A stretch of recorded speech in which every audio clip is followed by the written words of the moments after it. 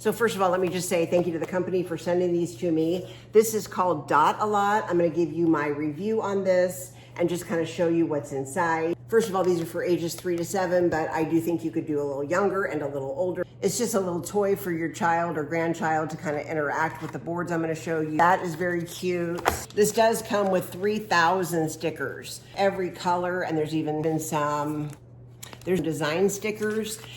They also provide 12 holographic glitter stickers, and they can actually feel the texture of the glitter here. They come with 8 of these boards that your child is to put the stickers on. So every place that's white, like the sun or the side of this unicorn or the house itself, they would basically take stickers, peel each sticker off one by one, and start to decorate the white areas. So they give you a nice variety of cards here.